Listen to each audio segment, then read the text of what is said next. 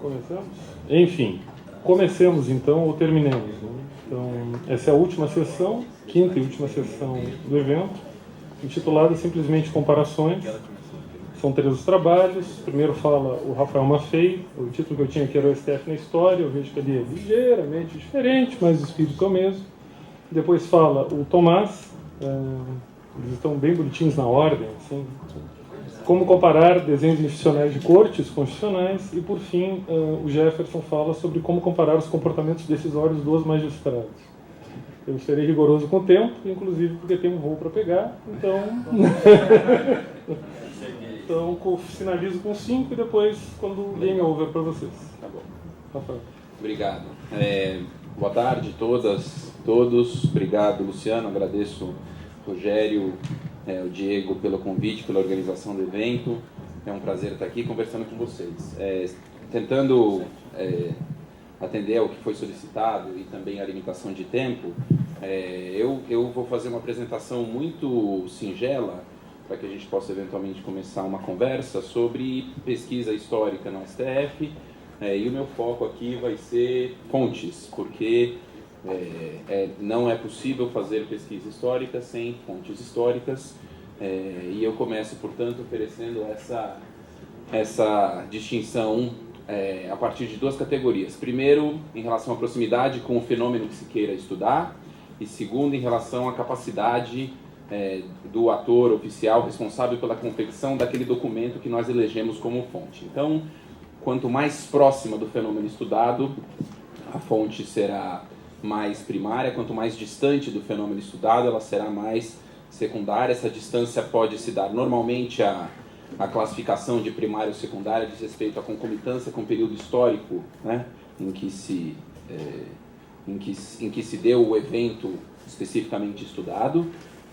Embora a gente possa pensar dentro de um mesmo contexto histórico, proximidades maiores ou menores a partir do envolvimento direto do personagem responsável pela confecção da fonte com o fenômeno que você queira estudar, né? Daqui a pouquinho, no slide seguinte, tem um caso que eu acho emblemático e algumas diferentes representações de fontes que ajudam a ilustrar essa diferença. E o segundo diz respeito à capacidade do ator responsável pela sua confecção, que eu chamo aqui de oficial e não oficial, né? Então, existem pessoas que executam ações dentro de determinadas capacidades institucionais que são diretamente relacionadas ao exercício das suas competências dentro do Supremo Tribunal Federal, e existem pessoas que desempenham ações e constituem documentos que não são pertencentes aos quadros institucionais do tribunal e não executam, não constituem esses documentos dentro dessas capacidades, ou pessoas que são pertencentes aos quadros do tribunal,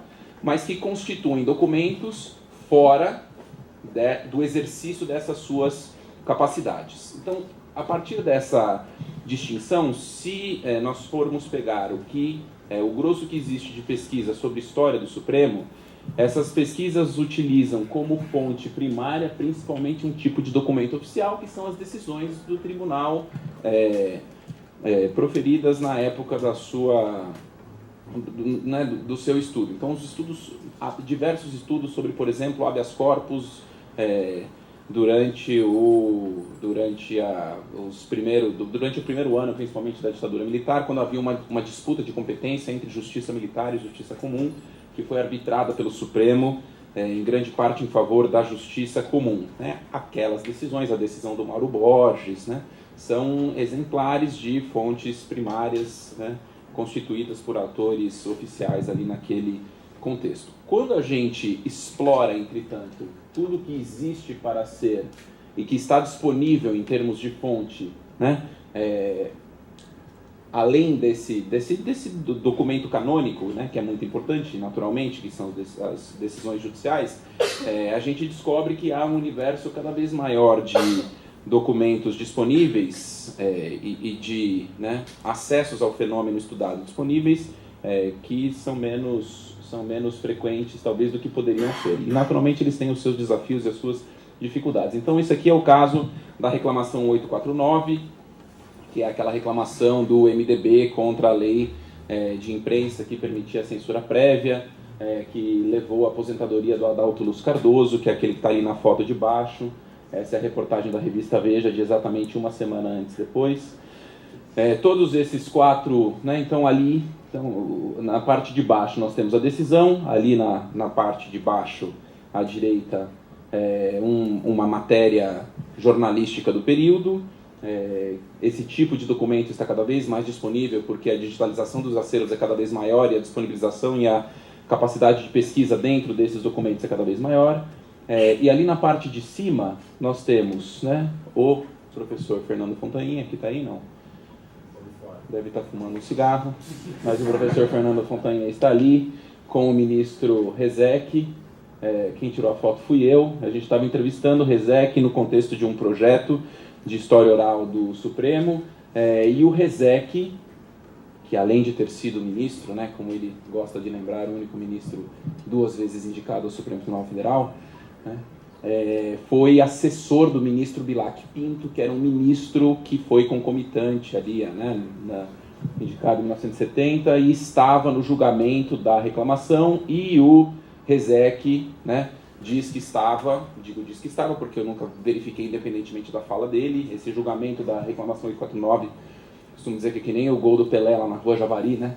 Você vai, a quantidade de gente que diz que esteve no gol do Pelé na Rua Javari dá uns 4 estádios do Maracanã, mas de toda maneira o Rezec era assessor, estava lá no tribunal, e na entrevista disse que estava presente, que acompanhou o julgamento e retrata, de acordo com a sua lembrança, uma série de fatos que, embora tenham sido produzidos, né, em momento já muito posterior ao ocorrido, podem compor o retrato do que terá acontecido nesse dia.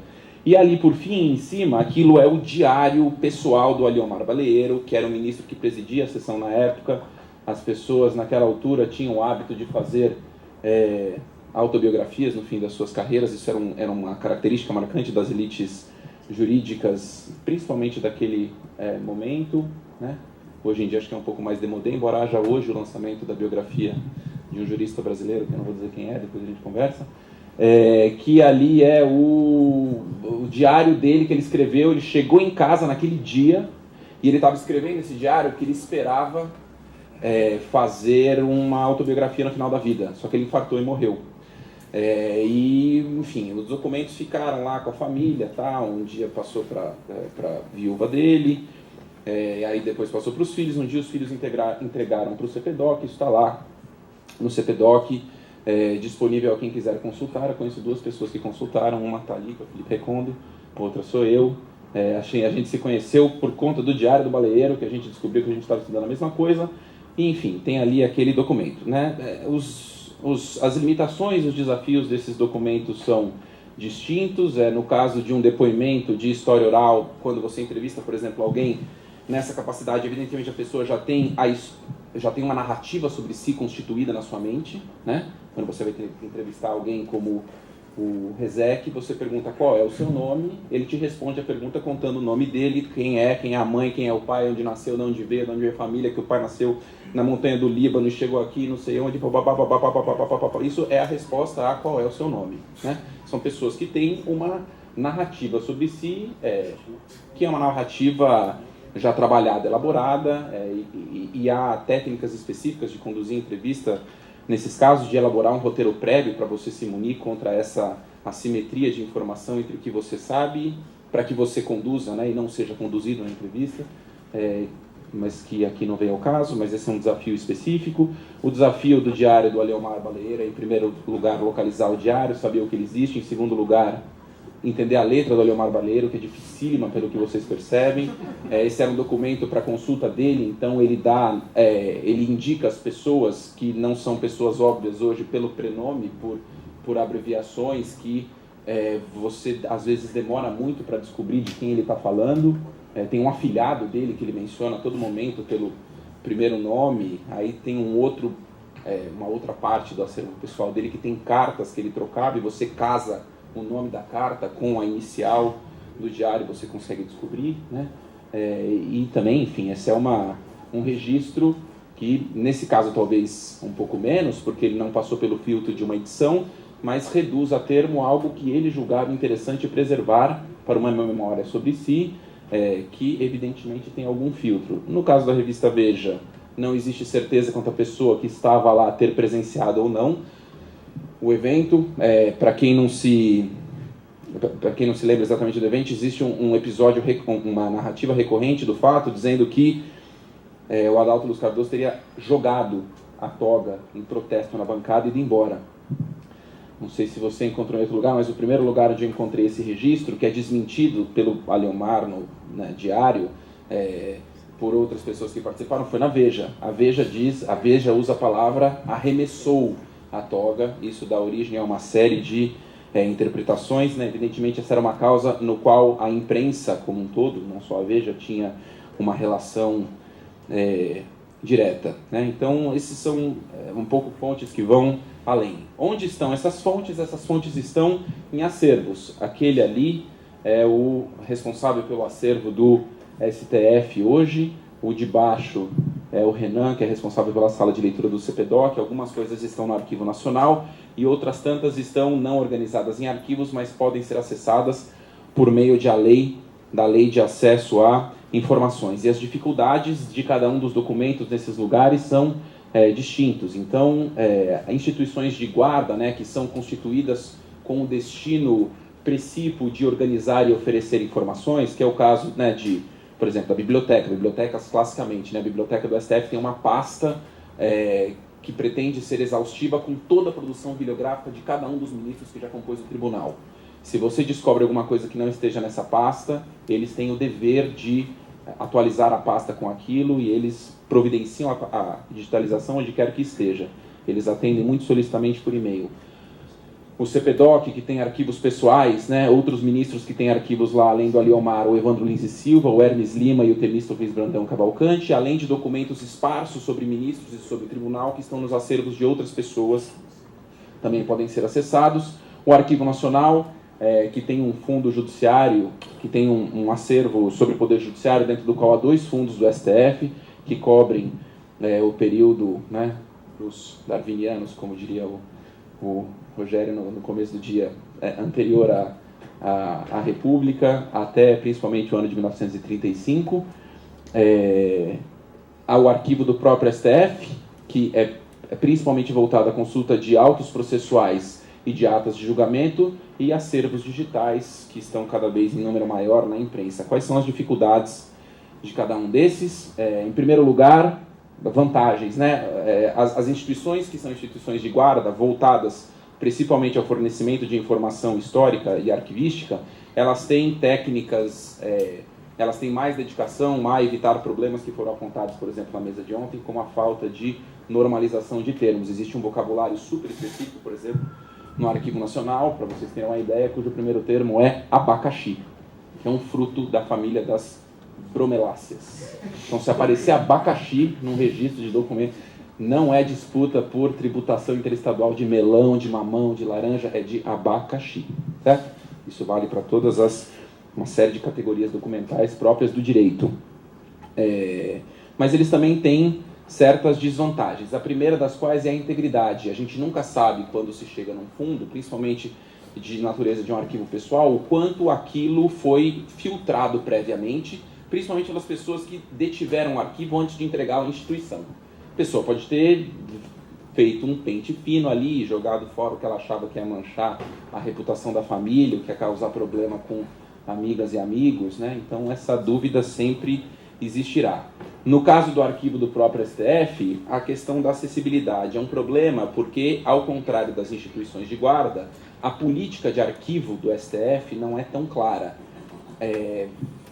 Existem, por exemplo, eu estive lá recentemente tentando localizar, falei, olha, eu quero os documentos que saíram da presidência do Supremo nem era tão afastado, era 70, na presidência do Baleiro, 71 a 73. Não sabemos. Você não quer as atas de julgamento? A ata de julgamento a gente tem. Não, tudo bem, então me dá as atas da sessão administrativa. Tem poucas. Você não quer habeas corpus da ditadura? Esse a gente tem, tá tudo, né? Então você percebe que existe um pouco da faceta do tribunal que ele quer mostrar para o público, a partir disso limita o que vai ser feito de pesquisa sobre ele, e existe uma questão daquilo não ser né, como foi dito ontem, acho que foi o Alexandre que estava falando, olha, o objeto do tribunal é dar conta da sua competência jurisdicional. Não é fornecer fonte para historiador, né? Mas como esse acervo permanece no Supremo, a gente fica um pouco refém dessa, embora, veja, o arquivo os funcionários sejam ultra solícitos, atendam super bem por e-mail, tem um espaço lá para consulta e tal, mas esse é uma limitação. E por fim, no caso dos acervos digitais e de imprensa, existe um problema de fidedignidade, porque nós não podemos exatamente saber o que daquilo que está nos relatos de imprensa corresponde exatamente aos fatos que aconteceram, e nós temos que nos cercar de uma série de cuidados, explorando outras fontes alternativas que há sobre os mesmos fatos, e isso, eu me constrangi com o meu próprio alarme para te poupar, e isso também impõe uma série de cuidados no trabalhar dessas fontes. Enfim, isso não é algo diferente da pesquisa histórica fora do âmbito do STF, mas isso é um pouco do mapa de fontes possíveis e de alguns desafios e alguns cuidados para superá-los. Essa apresentação vai ficar na pasta do Dropbox, que tem uma série de links ali para o fundo do Arquivo Nacional, alguns exemplos de pesquisas de conteúdo do acervo, né, temáticas que podem depois guiar visitas ao arquivo. Peço desculpas pela correria, mas eu quis cumprir o tempo na melhor medida. Obrigado.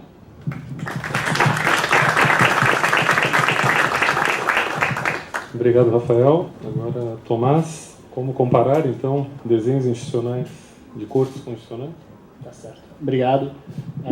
Então, o mesmo espírito geral aqui, que foi pedido a gente, acho que o meu ponto como comparar desenhos institucionais e cortes constitucionais. É um tema gigantesco. A minha preocupação é dizer mais ou menos onde estamos, quais são os problemas que eu vejo, talvez pensar um pouco como que a gente pode prosseguir, né? Eu começo também com uma citação, nesse caso do Bruce Ackerman, de 1997, quando ele diz: o número de casos de sucesso é pequeno demais para análises estatísticas, o número de variáveis grande demais, quando ele está falando de sistemas constitucionais diferentes, e vale para cortes constitucionais diferentes, né? Então, a gente está aqui nesse workshop, o objetivo é pensar que elementos do desenho institucional do Supremo Tribunal Federal afetam o seu funcionamento. Olhando comparativamente, acho que a grande questão a gente está olhando aqui, tentando identificar o que afeta o que, de que maneira, e a gente ganha um pouco pensando o que afeta o que, de que maneira em outros lugares, quais são as bases de comparação, quais problemas são parecidos, quais elementos são parecidos, quais variáveis são parecidas. Claro, há algo a ganhar com isso, né? E acho que o primeiro pressuposto, de novo, da interdisciplinaridade desse evento e tem um pouco a ver com, eu concordo muito com o que o Jefferson falou antes, tem uma preocupação, direito faz diferença, né? Para além de desenho institucional. Você está olhando um desenho institucional, você está olhando certas opções de desenho específicas, mas também existe ao mesmo tempo algum pressuposto sobre, né, no caso de cortes constitucionais, de teoria constitucional, né? O direito constrange ou não constrange esses atores, em que medida, em que circunstâncias, né? E como é possível identificar se o direito faz ou não faz diferença, e se você quiser, né, como é que você faz com que ele faça diferença, que questões de desenho institucional podem gerar constrangimento para que opções de direito, considerando que são opções políticas feitas anteriormente por outros órgãos, sejam seguidas, né? Então, como identificar essas variáveis relevantes, como identificar qual é o impacto de certas escolhas, como diferenciar o que é causado por uma opção estrutural, o que é causado por um detalhe institucional específico, o que é causado pelo contexto ou pela conjugação específica de contexto com desenho, né? Isso é uma preocupação geral da área. Há dois tipos bem claros de trabalho, eu diria que há comparativistas de igualdade, há comparativistas de diferença, né? Tem pessoas que olham o mundo em busca de aqui é igual, aqui é igual, aqui é igual, olha, tem algo igual em todos os lugares. Tem comparativistas de diferença que estão sempre tentando mostrar o que é único, o que é diferente naquele sistema. Eu acho, e aí vem a questão, eu acho que a gente deveria pensar que a questão hoje existem questões de teoria, existem questões de desenho, existem questões de funcionamento prático dessas instituições. Eu acho que a gente melhorou muito, evoluiu muito em questões de desenho. Eu acho que falta conectar, às vezes, isso com questões de teoria. E eu acho que também falta conectar isso com questões de funcionamento específico, apesar de que haver exercício em fazer as duas coisas. Então, em termos de evolução da área, a área é relativamente recente. Eu acho que um trabalho seminal é o Martin Shapiro com Quartz e Comparative Political Analysis, de 81. E daí você tem o Stone Sweet em 92 e depois em 2000, com The Birth of Judicial Politics e depois Governing with Judges. Você tem o Tom Ginsburg com Judicial Review in New Democracies e Comparative Constitutional Design, um em 2003 e outro em 2012. Você tem o Herschel com Towards Justocracy em 2004 e Comparative Matters em 2014. Então é uma área que evoluiu muito nesse período, evoluiu muito desde quando o Ackerman fez aquela frase dele, mas exatamente, ela evoluiu não na linha de análise estatística, ela evoluiu em termos de análise comparada, contextualizada, né? Uma preocupação profunda com desenho, com política e com direito. O que eu estou falando quando eu estou falando de teoria? Né? Não é uma preocupação normativa, não é uma questão do tipo, existe uma maneira como o direito constitucional deveria funcionar, existe uma maneira normativa que legitima a atuação de cortes constitucionais, quando é a nossa preocupação, em termos que eu acho que existe uma. Acho que descritivamente, sistemas diferentes, existe uma narrativa dominante naquele sistema, seja na comunidade jurídica, seja de maneira geral na comunidade política, que legitima a atuação daquele tribunal enquanto limitador de outra instituição. E eu acho que é relevante a gente saber, para além de qual é o nosso teórico favorito, qual é a teoria, qual é a justificativa em termos de autoridade daquele tribunal que é dominante naquele sistema. E eu acho que isso é particularmente relevante, aí vem o que eu acho que às vezes falta, conectar-se a teoria, né, o discurso dominante, casa ou não casa com o desenho, se o que o desenho produz é de fato aquilo que a teoria vende. Então, um exemplo típico existe uma teoria que os tribunais constitucionais servem para proteger minorias. Você tem desenhos que efetivamente podem ser mais ou menos efetivos em garantir que tribunais sirvam para proteger minorias. Se você analisa de fato se você consegue identificar se aquilo está acontecendo ou não, pode existir um problema com o desenho, você tem que mudar o desenho, a linguagem normativa realmente é o que aquela sociedade quer que ele faça e ele não está fazendo, ou você tem que mudar a sua teoria. Talvez o tribunal não sirva para aquilo naquela comunidade jurídica e a gente tem que levar isso a sério se a gente está fazendo comparações entre as duas coisas. Mas daí vem o terceiro elemento, que é questões de funcionamento específico. Né? Então, o tipo de questão que a gente viu aqui quando a gente está falando do Supremo Tribunal de maneira geral e que às vezes a gente perde quando a gente faz o modelo comparativo. Em geral, quando se fala de outros tribunais de comparações, ou falando do Brasil, uma pessoa de fora, perde-se detalhes como poder do relator, vista, liminar, poder de controle de agenda, são coisas que hoje em dia você tem uma produção muito mais fina e muito mais específica sobre isso. Um pouco do que a gente está evoluindo hoje é identificar isso como fatores relevantes no funcionamento do tribunal, para além das grandes questões estruturais, controle abstrato, controle concreto, controle concentrado, controle difuso. Pelo contrário, às vezes identificar essas variáveis de funcionamento fino mostra o quanto essas questões estruturais talvez não tenham o impacto que se imagina que ela tenha.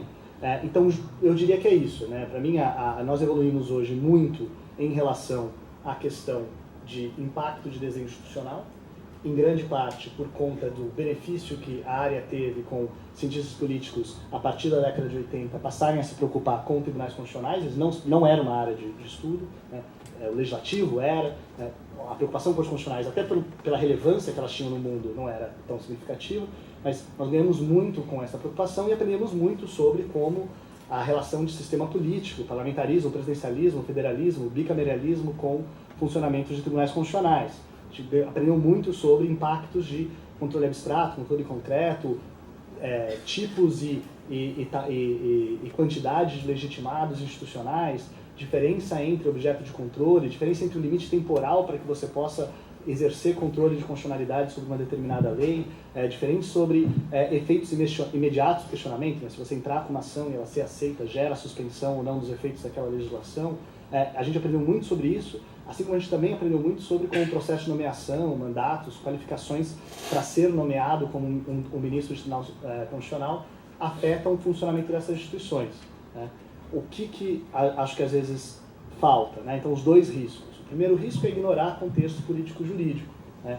Tentar entender que essas variáveis estruturais elas funcionam no contexto jurídico-político e é importante pensar se elas estão servindo para confirmar aquilo que se espera dessa instituição ou se elas estão servindo para fazer com que a instituição faça algo diferente.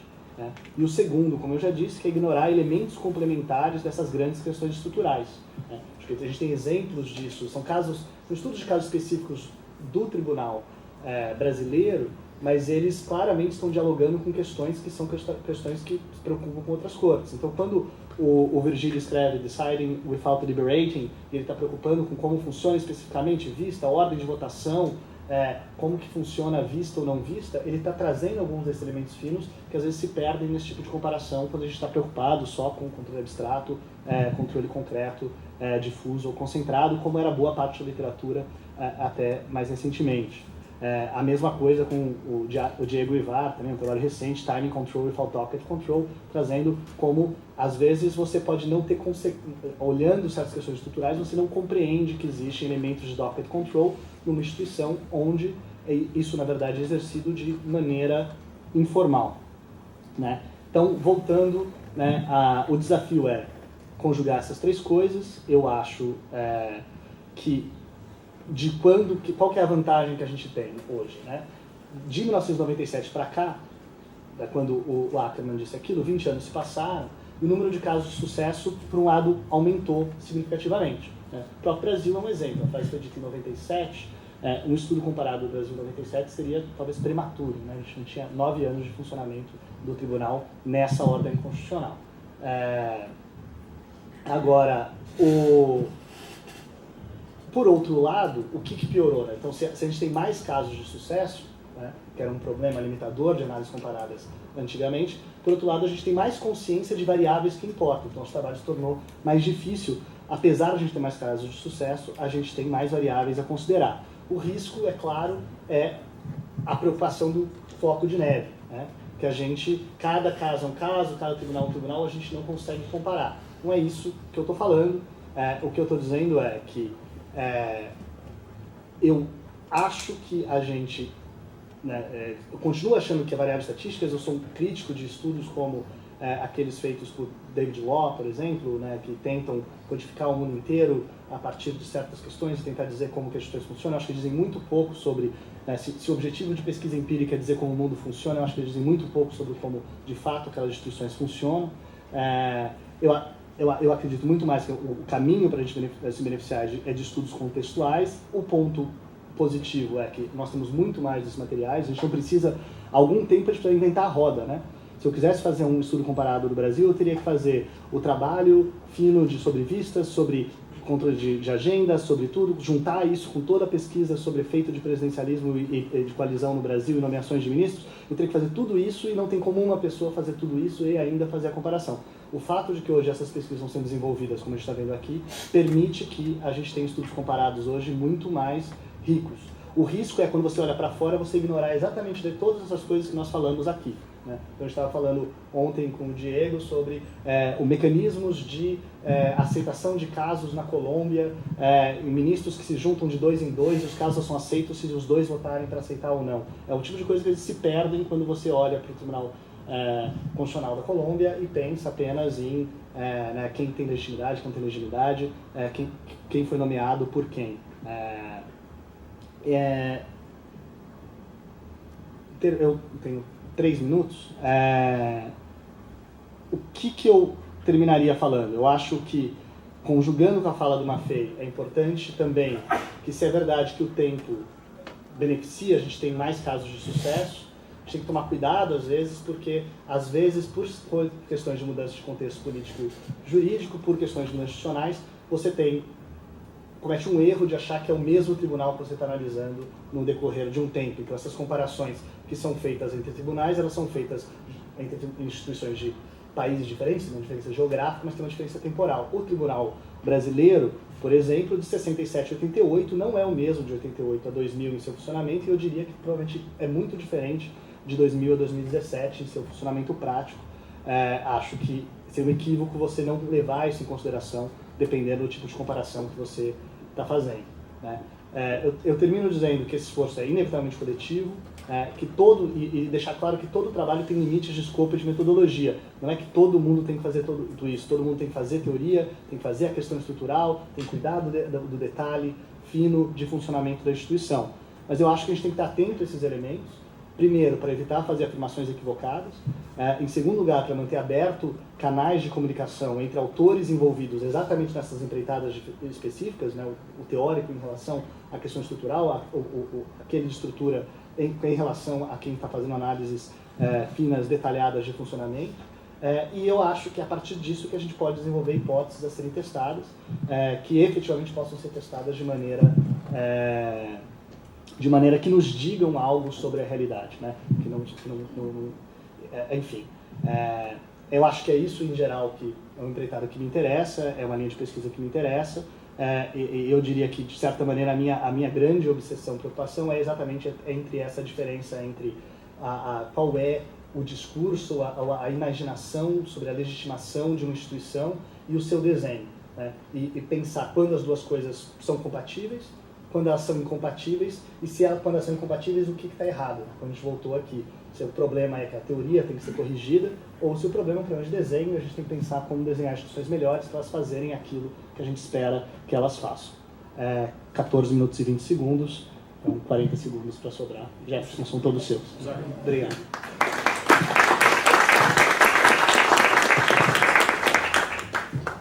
Obrigado, Tomás. Então agora a pergunta final de todo o evento para o Jefferson: como comparar o comportamento decisório dos magistrados? Vou voltar contigo.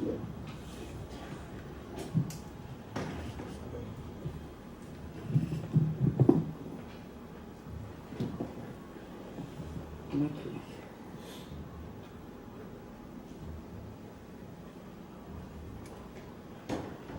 é? Já está aberto? Mas não está aqui? Dá um Ctrl L aí.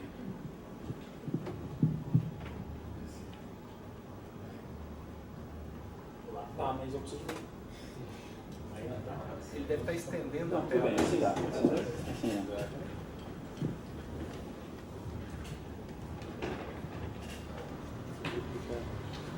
Oi? Não, tá tudo bem.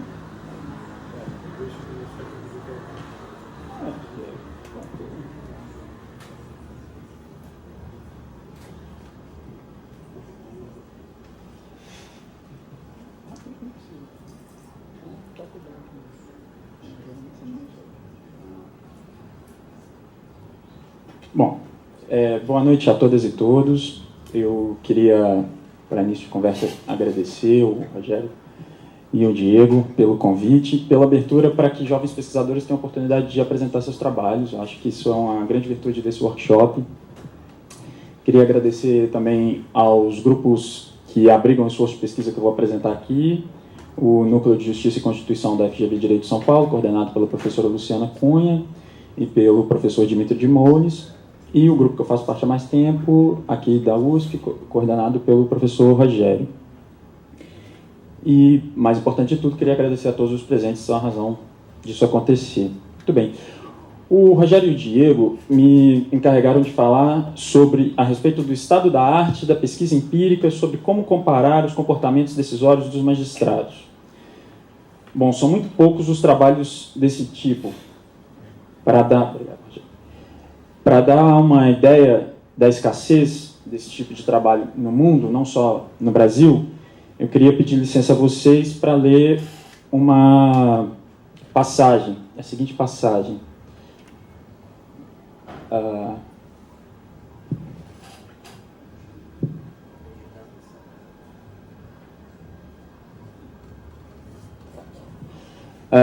Atualmente somos incapazes de classificar adequadamente os tribunais constitucionais, de mapear e explicar sua atividade e de integrá-los empiricamente em nossos conceitos de política comparada. A pesquisa se concentrou na Suprema Corte dos Estados Unidos e em determinados países, especialmente da Europa Ocidental e do Leste Europeu, porém apenas uns poucos artigos têm tentado analisar tribunais de uma maneira verdadeiramente comparativa. Enquanto a investigação sobre a Suprema Corte dos Estados Unidos mostra várias agendas de pesquisa claramente definidas, a investigação sobre tribunais fora dos Estados Unidos, com poucas exceções, tem dado maior ênfase, especialmente na Europa, a hipótese da judicialização ao direito dos partidos minoritários de litigar contra a legislação governamental. O resultado é uma lacuna de grande porte. A pesquisa precisa ir além da hipótese da judicialização para preencher essa lacuna. A respeito do Supremo, especificamente, essa lacuna já foi mostrada no artigo de 2008, publicado na Perspectives on Politics, pela Diana e pelo Taylor, que eu não me arrisco a dizer o sobrenome da Diana.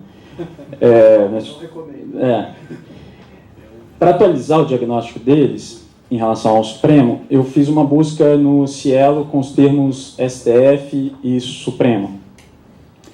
E, em seguida, eu filtrei os resultados dessa busca pela leitura dos artigos, dos títulos dos artigos, dos resumos, de maneira a ficar somente com os que realmente tratam de algum aspecto do funcionamento do Supremo na sua configuração institucional pós-88. Encontrei 112 artigos, deles 6, ou seja, 5% aproximadamente, fazem alguma menção a tribunais de outros países.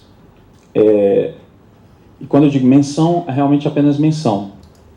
Pesquisa empírica e comparada, sistemática, sobre tribunais, eu não encontrei em nenhum dos resultados dessa busca. Até onde eu conheço, o único esforço explicitamente voltado para uma pesquisa comparada envolvendo o Supremo Tribunal Federal é um artigo publicado neste ano na revista Questões Constitucionais pelos professores Fabrício Tômio, Hilton Robbio Filho e Rodrigo Kanayama, todos da Universidade Federal do Paraná. Fundamentalmente, eles mostram, em um estudo envolvendo os sistemas de controle abstrato de constitucionalidade de México, Brasil, Itália, Espanha e Portugal, que o STF julga um volume muito superior de ações ao que a gente julga aqui no Brasil. Aliás, que os outros tribunais julgam fora do Brasil, desculpa. E que no julgamento de diplomas federais ou nacionais, o STF julga poucas ações procedentes. Eles mesmos reconhecem que é um estudo panorâmico e ainda em desenvolvimento, e, no entanto, eles já deram uma contribuição importante, embora não tratem de comportamentos individuais dos magistrados, deram uma contribuição importante para o debate que se abrigou por mais de 2 décadas no Brasil sobre judicialização da política e ativismo judicial, mostrando que, ao menos comparativamente, o STF dificilmente pode se adequar a esses conceitos. Pois bem, a quem interesse comparar comportamentos individuais de magistrados, não havendo bibliografia a esse respeito, só resta, atualmente, a alternativa de produzir comparações a partir de estudos sobre tribunais particulares e, portanto, a partir de fontes secundárias de informação. E, embora haja uma crescente bibliografia desse tipo de trabalho, eu mencionaria que alguns estão listados, e entre eles, especialmente os do Nuno Garopa, Guilherme já mencionou aqui, e do Chris Hanrett, que juntos, trabalhando separadamente, mas somados, já publicaram trabalhos sobre Espanha, os tribunais de Espanha, Portugal, Bulgária, Estônia, Filipinas e Argentina. Apesar dessa crescente produção, essa alternativa ela tem um problema mais ou menos evidente.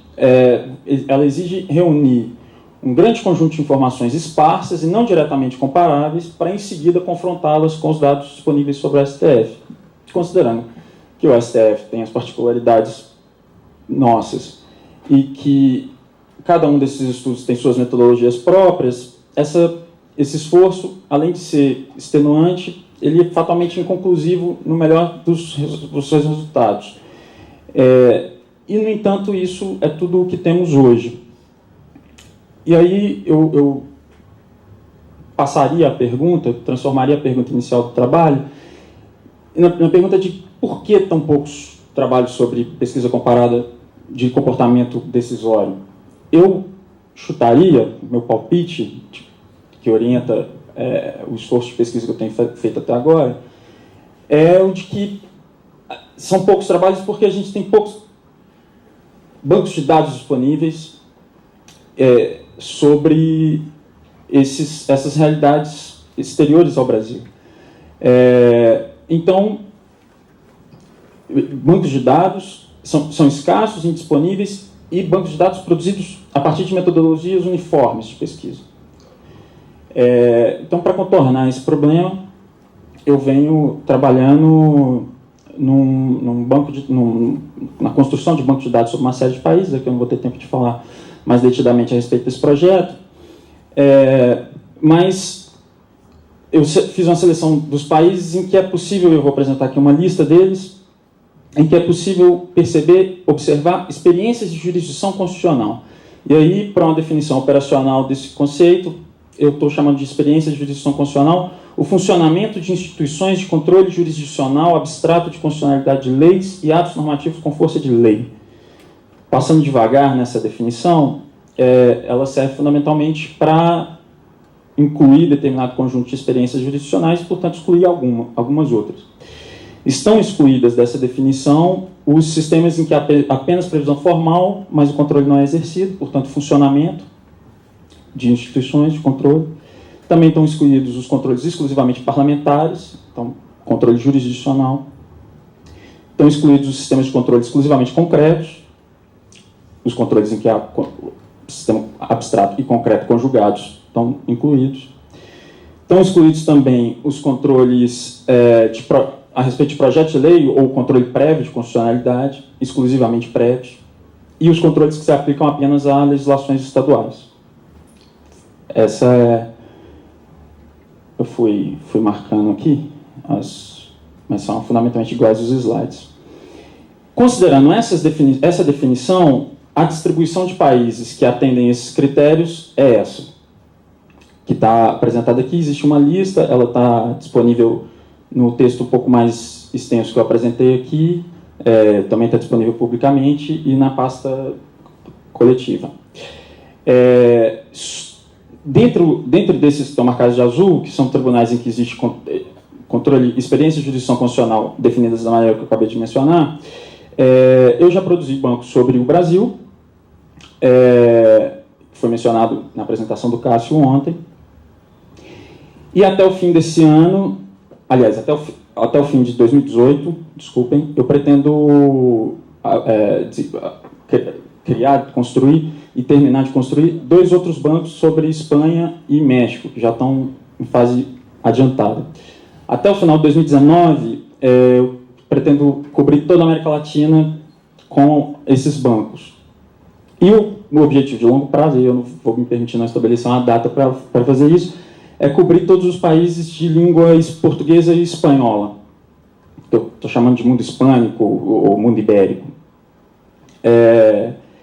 A ideia da produção desses bancos, um já está concluído, outros já estão adiantados, é que eles contêm um conjunto mínimo de categorias, sejam bancos leves nas suas, que não conseguiria fazer, mas que permitam análises relevantes ao mesmo tempo, conjugar essas duas coisas. A estrutura básica do banco é essa, eu fiz aqui uma ilustração. A primeira das categorias dessa estrutura mínima diz respeito à identificação de cada ação. A segunda identifica as ações apensas e os julgamentos conjuntos, que a gente debateu aqui, já não me lembro se foi ontem ou se foi hoje, mas já debateu aqui o problema das ações apensas e dos julgamentos conjuntos. Essa categoria é especialmente importante para evitar a duplicação de dados posterior. Então, na hora do tratamento posterior, nessa ilustração aqui, por exemplo, a maior parte das ações foi processada de modo praticamente idêntico. Então, tendo essa informação, a gente pode excluir e ficar com apenas uma dessas ações no tratamento posterior. A terceira categoria identifica as datas de início dos processos, a quarta identifica o autor ou autora de cada ação, a quinta identifica a data de julgamento de cada ação, e a sexta mostra os resultados dos julgamentos classificados em 3 categorias: inadmissível, procedente e improcedente. A sétima mostra os resultados das votações classificados em monocrática, unânime ou majoritária, ou maioria. E a última categoria, eu diria que é a categoria mais importante, diz o comportamento individual de cada juiz no julgamento de cada ação. Com essas categorias, eu imagino que será possível contornar o problema que eu apresentei no início. E aí a gente pode desenvolver uma pesquisa comparada a respeito de alguns dos problemas centrais que hoje se apresentam para o estudo do STF. A gente vai poder comparar se o STF dizer quanto e quando ele é ativista ou judicializa política. vai poder dizer quanto e quando suas decisões são tomadas monocrática ou colegiadamente, o quanto e quando suas decisões resultam de consensos ou de decisões majoritárias. Além disso, eu imagino que será possível adensar um outro debate que, sem comparação, ele talvez não fosse possível, e que é de outra ordem, diz respeito aos atributos que exercem mais influência a cada momento histórico determinado sobre os comportamentos decisórios dos magistrados, que tem a ver com o debate sobre modelos atitudinais. A minha estratégia é fazer o movimento inverso. Primeiro, fazer a descrição de um conjunto maior de países, conhecer melhor do que nós estamos falando, para eventualmente perceber padrões e, a partir daí, quiçá, tentar modelar isso. Um resultado possível desse tipo de debate que eu imagino que será possível fazer está apresentado aqui. Essa é um quadro que mostra a estimação de pontos ideais dos comportamentos dos ministros do STF em 2012, a partir da fim de 2012, com a posse do ministro Teori Zavascki, até o fim do ano de 2016. Depois, no debate, a gente pode tratar mais disso se vocês acharem conveniente. Apenas reforçando, todos os bancos resultantes dessa pesquisa serão públicos, assim como o do Brasil já de acesso irrestrito. E, com o mesmo espírito, todas as informações que eu apresentei aqui também estão públicas. É isso, muito obrigado.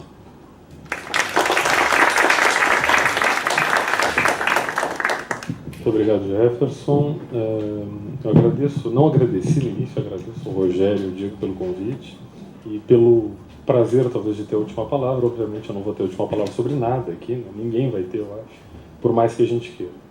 Então, umas breves considerações, acho que, sobre os trabalhos. Eu gostei muito de todos, na realidade, eles são muito diferentes entre si e tentam fazer o esforço de mapeamento de diferentes formas de comparação. E talvez acho que eles fujam de um problema que a gente enfrenta tradicionalmente na perspectiva de por que comparar. E, geralmente nós pensamos em por que comparar o Brasil com outros casos como uma espécie de grande terapia coletiva, né? Certo? Assim, será que somos normais? Né? E acho que os esforços, pelo que eu compreendi da fala de todos, eles se direcionam, graças a Deus, vamos dizer assim, ou graças aos esforços de vocês, a descrições contextualizadas, ou mais nomotéticos, acho que é o caso, Jefferson, e um esforço, obviamente, no futuro, em algum momento próximo, a gente fazer, ou desenvolver e testar teorias sobre cortes constitucionais.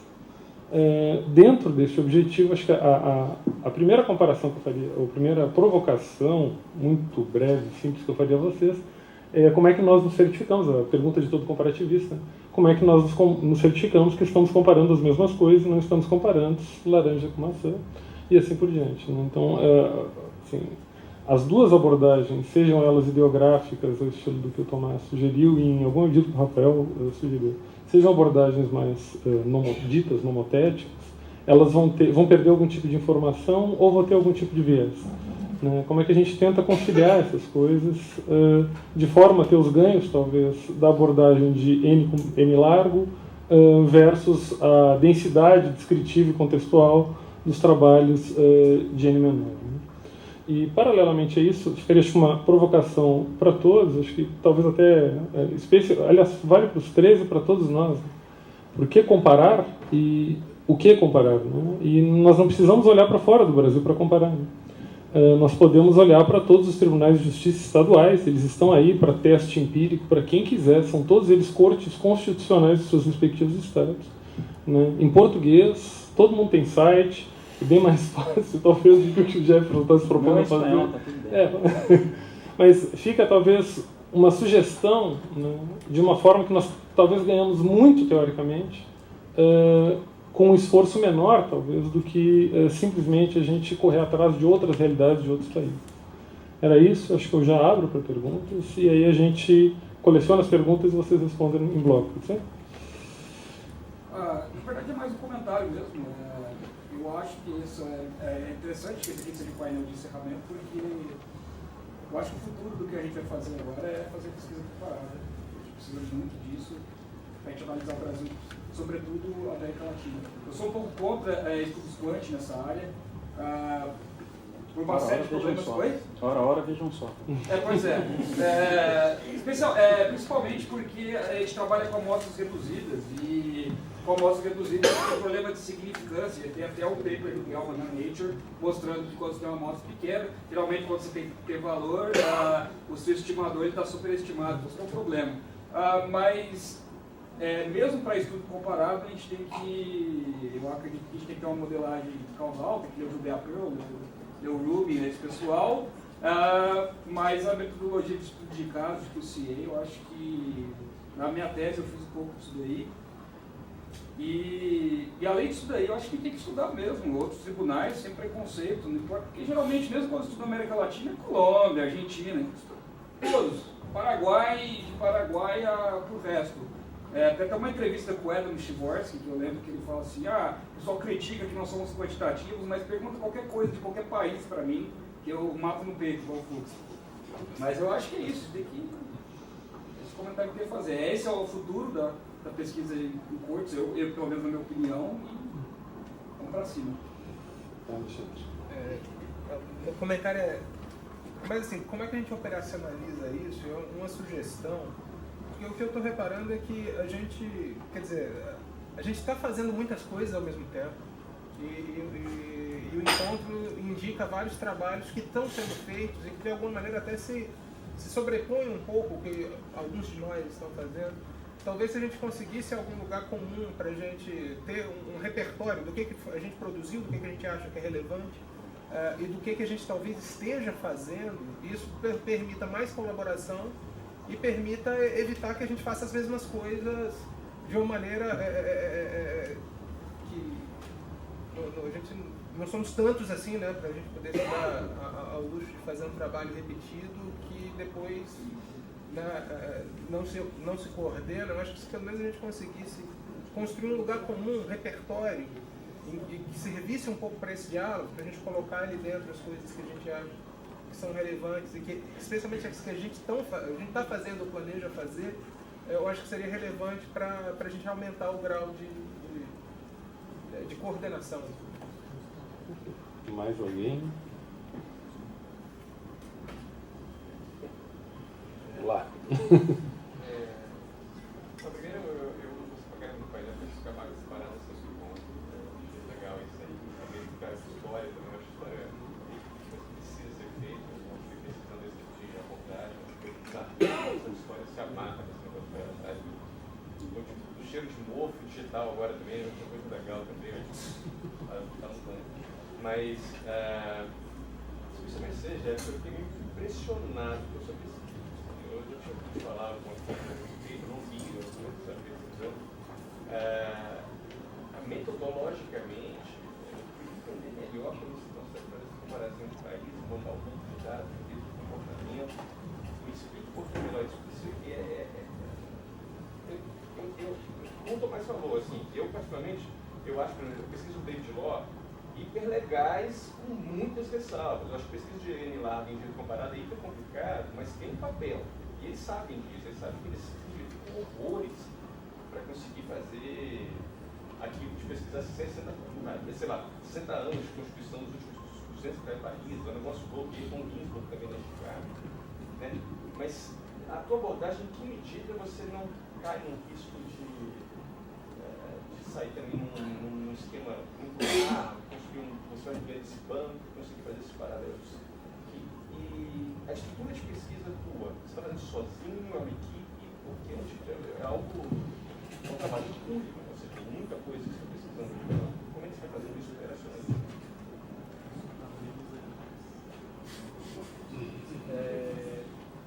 Obrigado pela palestra. Eu vou tentar ajudar o Tomás com o Rafael, porque a pesquisa histórica não deixa de ser uma forma de pesquisa comparada no tempo, como o Tomás falou.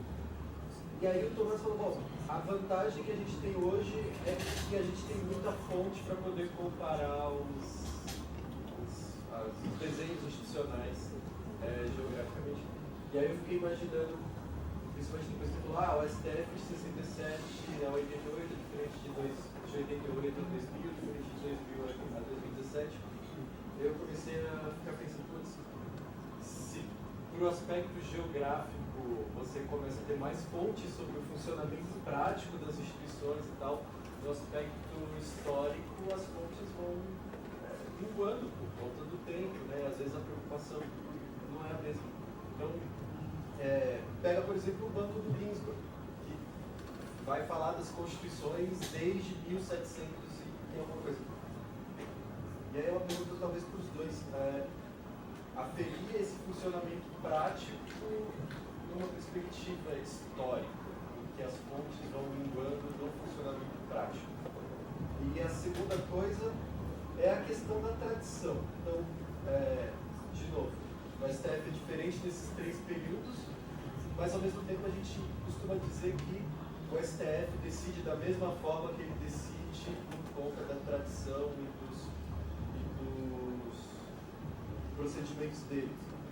Então, como que a gente também afere essa questão da tradição enquanto reprodução do que vem sendo feito e formatação da forma como eu enxergo a prática? Acho que vamos encerrar uma rodada aqui, vocês respondem qualquer coisa, a gente fala. Quer que o Diego só conte? Diego? Manda pra ele. Jefferson, acho que todos os países da América Latina é uma escolha que precisa ser muito justificada, né? É totalmente problemática, mas é uma unidade que está aí, todo mundo usa tudo, então, ok.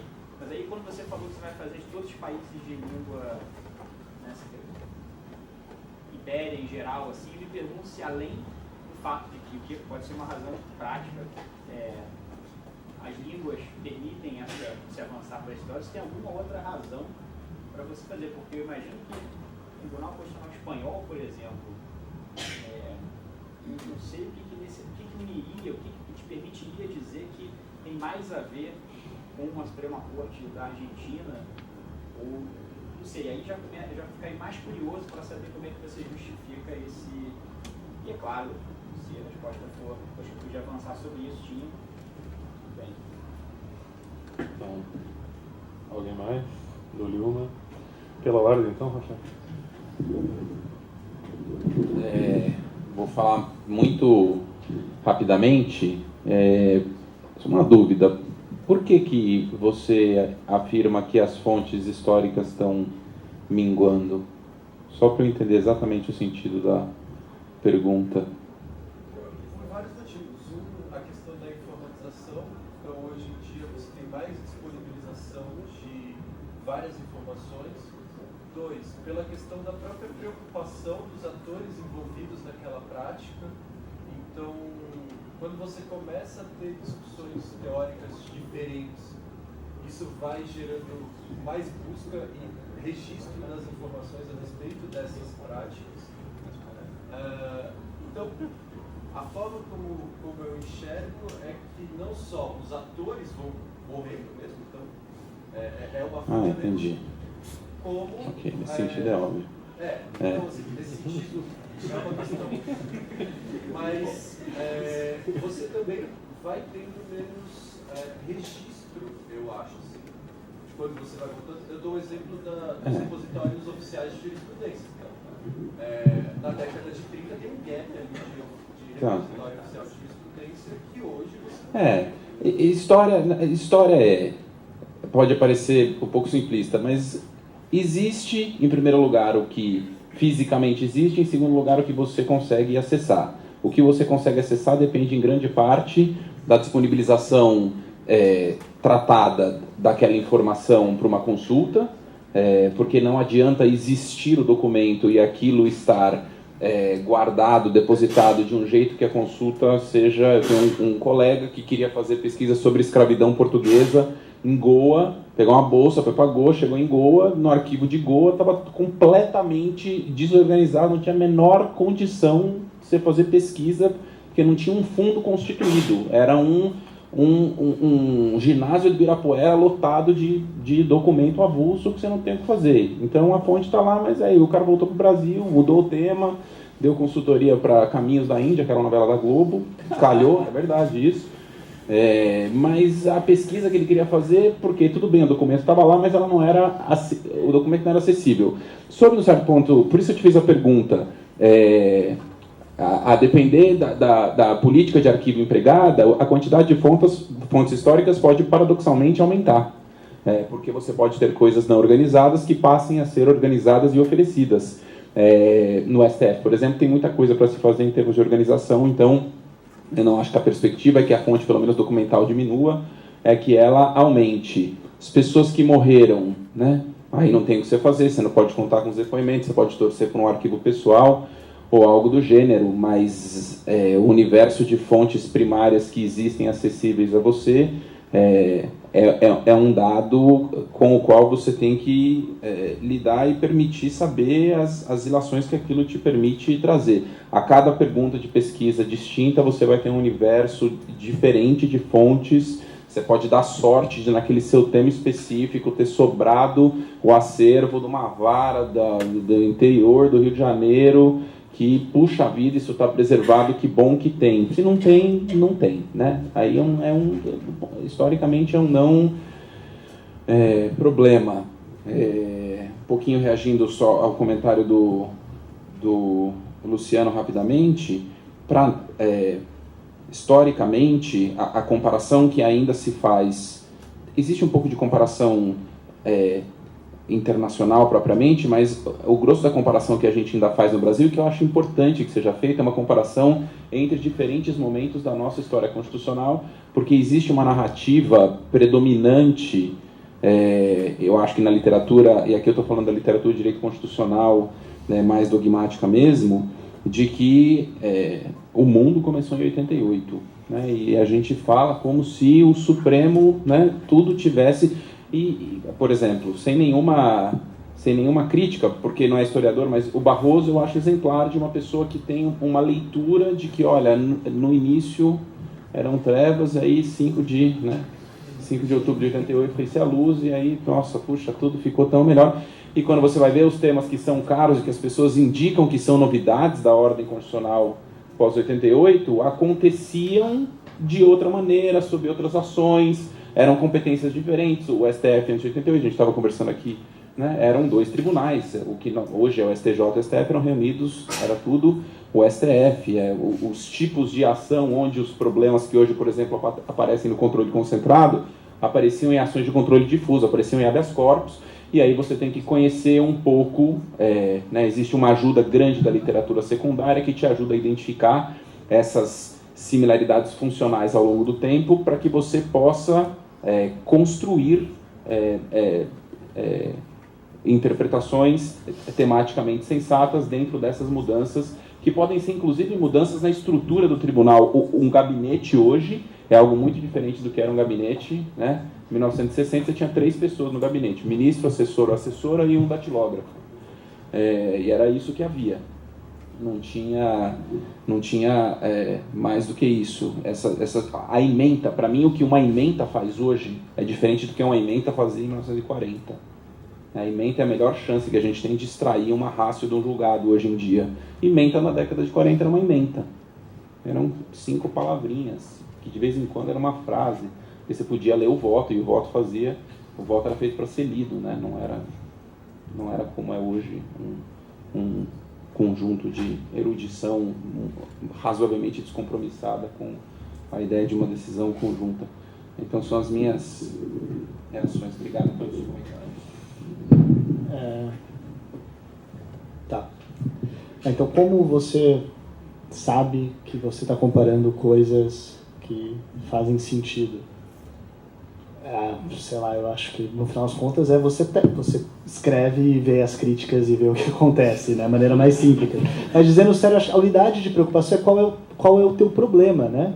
Então, por isso que volta para a questão da teoria, né? Acho que existem teorias diferentes sobre o que um tribunal supremo ou um tribunal constitucional faz, né? E dependendo de qual é o teu problema, o que você quer testar, se ele faz ou se ele não faz, se ele efetivamente performa aquela função, você talvez vai identificar elementos que sejam relevantes para verificar isso e você vai testar. Eu acho que isso é um elemento de testar hipóteses mesmo. Então, existe uma teoria de que a função é proteger minorias no sentido, né, de grupos oprimidos. Existe uma teoria de que, na verdade, ele dá uma estabilidade política no sistema porque você tem eleições e a oposição vira governo, o governo vira oposição, e ele protege, garante uma certa estabilidade do sistema democrático para que a oposição não seja massacrada e perca qualquer chance de voltar a ser governo quando você estabelece digamos assim, um contrato entre para gerar uma certa estabilidade democrática.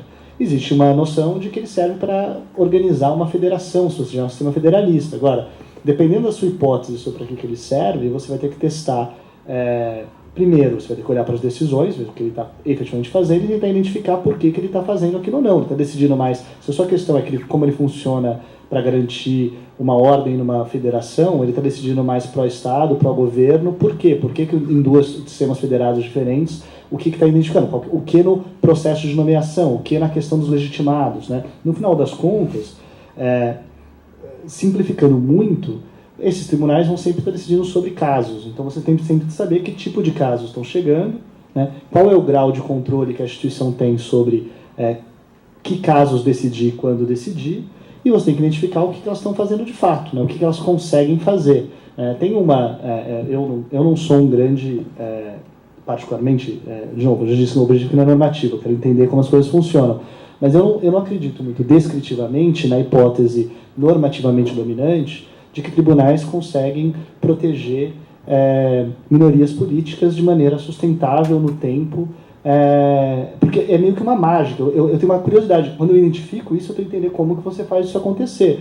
Mas como é que você cria uma instituição que funciona num sistema político no qual existe um grupo que é uma minoria política, que a Constituição disse lá que ela tem que ser protegida, mas esse grupo não tem capacidade nenhuma de garantir seus direitos, sua vontade no legislativo, no executivo. Então, todos os atores políticos não são representativos desse grupo. Como você cria uma instituição que vai fazer isso? Você pode vou criar uma instituição que seja completamente separada da política, você vai olhar para questões de nomeação, né? Então, um tribunal que se autorreproduz. Então, um tribunal que se autorreproduz no tempo.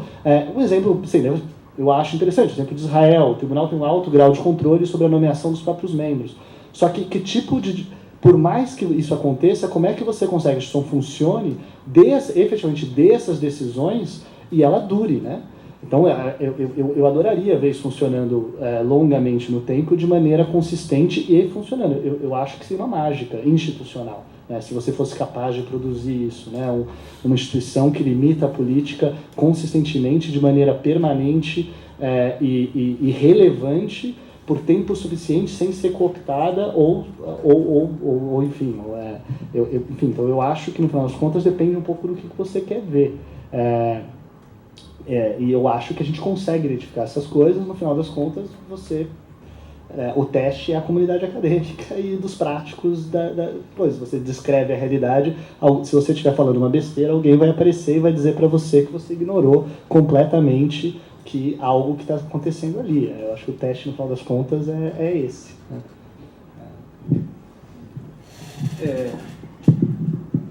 Eu vou, com a permissão de vocês, vou juntar algumas perguntas, fazer um discurso um pouco maior, depois respondo separadamente. Um esclarecimento que eu não fiz na minha apresentação é o seguinte. Do meu ponto de vista, o julgamento de ações de inconstitucionalidade não é uma função do Estado, no sentido de desempenho do Estado, com a interpretação funcionalista dessa prática. É uma experiência que tem uma história resultante de um determinado conjunto de conflitos entre atores específicos, relativamente recente, que se expande muito rápido. Então, eu entendo essa parte de uma das atividades do Supremo, e aí eu compartilho com a crítica, compartilho tardiamente com a crítica feita por uma pessoa que já não está aqui, que é o Fantainha. Eu não gosto muito da ideia de tratar o Supremo como um objeto, uma unidade específica para mim, pelo menos, dos meus objetivos de pesquisa, não faz muito sentido. A jurisdição constitucional é outra coisa. O controle abstrato de constitucionalidade é outra coisa. Ele faz parte de um movimento transnacional que tem comunicação entre si ou não, questão de pesquisa, que vai aparecendo e vai criando uma própria narrativa, e que em determinados momentos se expande e essas narrativas se consolidam. Então, eu não estou estudando, por exemplo, a América Latina toda, como o Guilherme, estudar todos os países, não. Todos os países é muito. Eu não acho que, porque senão você cai nesse tipo de todos os estados, não é uma função do Estado como você julgar decisões judiciais, não é isso. É julgar uma coisa que tem uma unidade própria. É uma unidade dada pela realidade social. Estudar o máximo. Estudar o máximo possível, não entenda, quer dizer, o N maior possível dentro dessa limitação. Então, respondendo especificamente ao comentário do Guilherme, é isso. Por mim, agora respondendo o Diego, por mim eu faria todos os países em que há controle do estado de constitucionalidade definido dessa maneira. Por exemplo, a França, que tem uma discussão sobre... Eu já não entendo que faz parte da mesma realidade. Você colocar um conselho que tem participação de políticos, que já não tem mais mandato, eu já acho que já é outra coisa.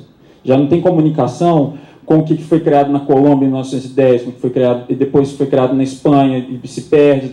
Isso tem uma história, essa história precisa ser contada. Mas se alguém te convencer se faz parte da mesma narrativa, deveria entrar... Claro. E aí tem uma questão prática que eu não posso estudar os tribunais do leste europeu, porque eu teria que aprender um idioma para cada país. Então não sou capaz. Então tem uma combinação de espanhol e português dá, inglês daria, mas não são muitos os casos, então é uma exclusão um pouco por irrelevância. Os casos em que aparece esse tipo de experiência em língua inglesa não são relevantes. Os de língua francesa participam, mesmo às vezes colônias francesas têm esse mesmo tipo de experiência, conselho, que faz julgamento de projeto de lei, controle prévio, então eu acho que já é outra coisa, que é uma realidade própria, que valeria a pena um estudo específico sobre isso comparado com o N grande para isso. Então, um pouco por isso, esses países. E aí eu eu acho que com isso eu respondo a pergunta do Luciano, como é que eu me certifico que eu estou comparando a mesma coisa? Por isso tem uma teoria prévia. Aqui eu estou apresentando a parte mais empírica por causa da temática do evento. Mas tem uma teoria prévia que me faz acreditar, posso estar errado nisso ou não, mas que me faz acreditar que isso aqui não é um ato de decidir, uma prática que muitos estados fazem. Não. Isso tem uma história, essa história é contada e recontada, esses tribunais entram em contato uns com os outros, faz parte Por que essa pesquisa é possível? Porque os tribunais colocam isso disponível para o público um pouco por orgulho.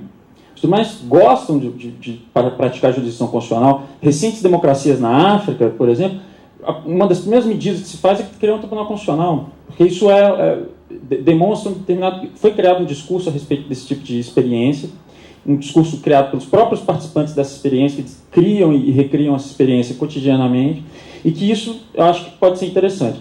E aí, entrando um pouco a pergunta do Juliano, por enquanto eu não estou fazendo análise. Por enquanto estou fazendo a produção do banco de dados para permitir que pessoas, não só eu, façam análise. Então, eu não tenho muita metodologia, a não ser de construção de banco de dados, para tratar isso. O único resultado de pesquisa que eu estou apresentando aqui, que poderia ser, é a estimação de pontos ideais. Fora isso, eu tenho a metodologia de construção do banco, e aí eu posso detalhar. A construção do banco, basicamente, com essas categorias aqui, que me parece que são relevantes. É um banco leve, pode parecer um pouco megalomaníaco o projeto, mas é leve. Você consegue... Fundamentalmente, eu olho a ata do... Se você for fazer uma análise disso depois, eu recomendaria fortemente que sejam feitos estudos contextuais. Eu não acho que, para análise, depois disso, tratar isso tudo de uma vez é meio devagar. Por exemplo, acho que no Brasil a gente vai rápido demais, porque eu não gosto da ideia, por exemplo, de tratar grandes períodos de uma vez só. Acho que no caso do Brasil, tratar quase 30 anos de experiência de jurisdição constitucional como uma única realidade é um problema. Então, a construção do banco de dados ela pode ser mais rápida, mas a análise dele, de fato, tem que ser mais cuidadosa. E falando já da produção, do processo de produção que você perguntou, eu tenho um certo receio com a produção automática disso. Estou perdendo um pouco, especialmente com o STF eu tinha mais, porque tem muito PDF, o arquivamento feito na STF, como o volume de dados é muito grande, eu tinha um certo receio com isso. Agora eu estou fazendo o do México, já não tem tanto. Tem uma consistência em dados mais bobos, como data, que agora já estou me fazendo confiar no arquivamento que eles fazem. Inclusive porque também não tem o documento digitalizado. também não tem muita alternativa. Você tem que confiar no que está disponível. O STF, nesse sentido, ontem a gente discutiu um pouco sobre isso, né? O STF, nesse sentido, é um belo objeto para estudar, porque ele se abre para ser estudado com mais facilidade que outros tribunais. A maior parte dos tribunais que eu até tive contato para ver se era execuível isso aqui, o site da STF é um paraíso.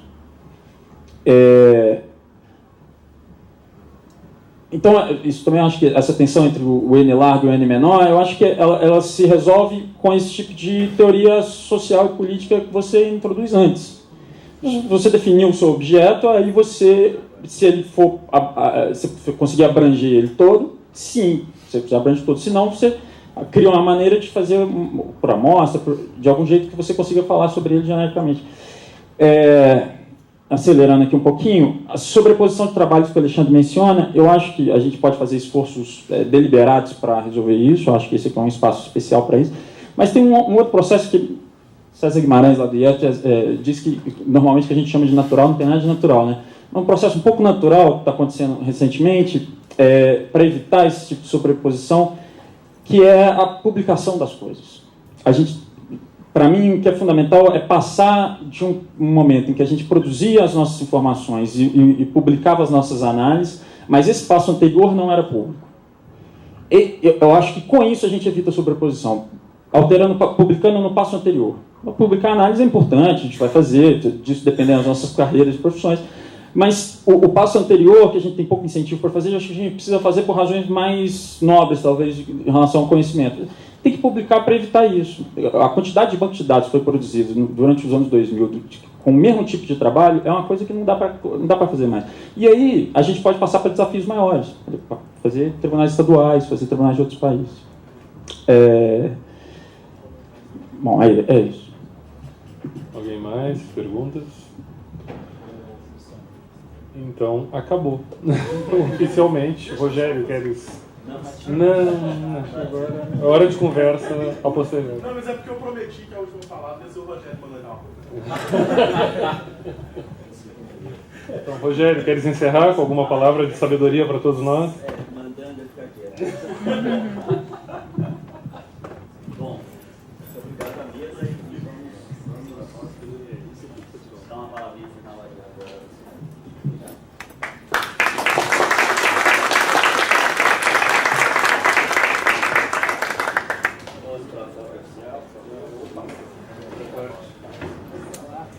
Não tem hino?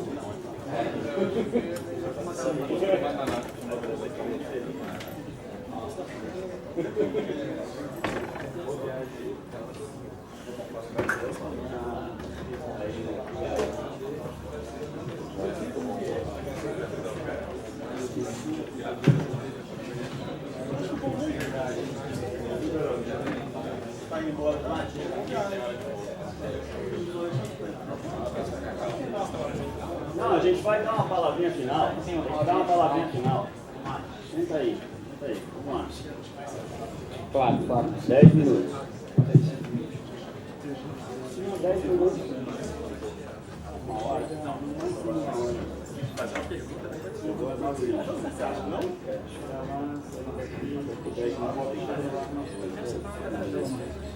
10 minutos. Vamos lá. Pessoal, começa? Então, a gente queria fazer alguns avisos logísticos e prospectivos nesse momento de encerramento. Queria agradecer a todos mais uma vez pelo esforço que foi para todo mundo estar aqui nesses 2 dias. Não foi fácil, foi intenso e produtivo, mas muito, muito cansativo, e a gente ficou muito feliz com o resultado. A gente também sabe, e aparecer muitas conversas com muitos de vocês, que há, o que nos deixa muito felizes, uma grande expectativa com relação aos próximos passos, né? A gente queria fazer alguns avisos nesse sentido. Primeiro, a ideia é que esse seja um evento recorrente. A gente pensa em fazer ele provavelmente anual, né? Outros arranjos podem ser pensados, mas com certeza faremos algo ano que vem. Segundo, e mais imediato, esse evento não acaba aqui, essa edição. Foi um esforço muito grande para todo mundo estar aqui, preparar as apresentações, mas tem algumas coisas que a gente queria fazer para completar isso da forma mais produtiva possível.